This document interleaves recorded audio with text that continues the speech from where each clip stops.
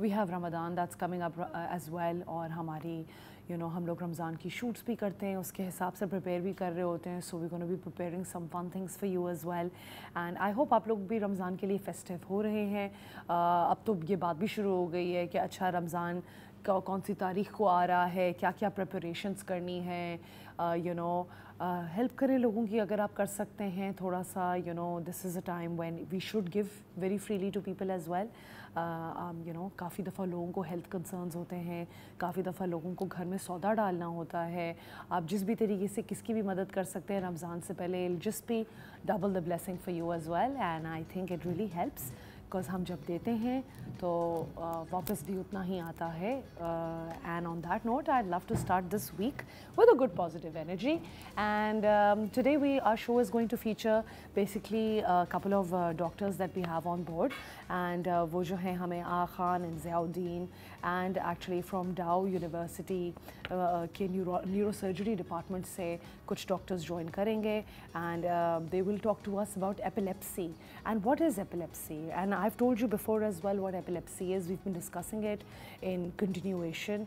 हम लोगों ने 2 दफ़ा 3 दफ़ा तो ऑलरेडी इसके ऊपर शो भी किया है. Last week also, last couple of months ago also we did it, an entire week on epilepsy, right? तो हम उसके बारे में थोड़ी सी बात करेंगे. And then after that we are going to discuss कि Jupiter direct हो गया है, and how does that affect you?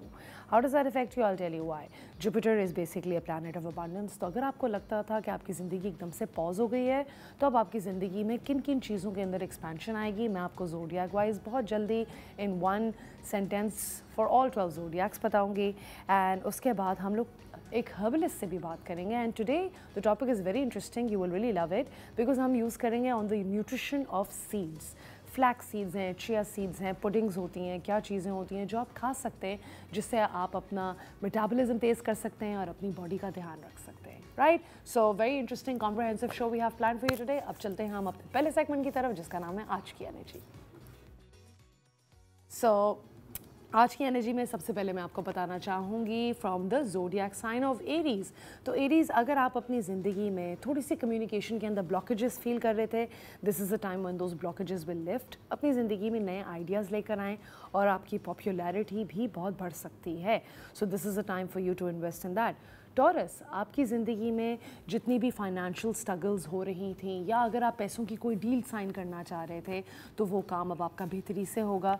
ठीक है, फिर उसके बाद कॉन्ट्रैक्ट्स भी आप साइन कर सकते हैं. You can actually even ask for a raise. I am a Taurus, I don't know if I should, but any Taurian right now can actually make money. They can actually take it up with their boss as well. फिर उसके बाद Gemini, अगर आपको लग रहा था कि यार किस्मत थोड़ी रुक सी गई है, काम फंस रहे हैं, पैसे नहीं बन रहे हैं और नई बिगिनिंग्स नहीं आ रही ज़िंदगी के अंदर, जिस तरह के आप फंस से गए हैं एक चीज़ के अंदर, so this is a moment when that blockage will be lifted for you Geminis.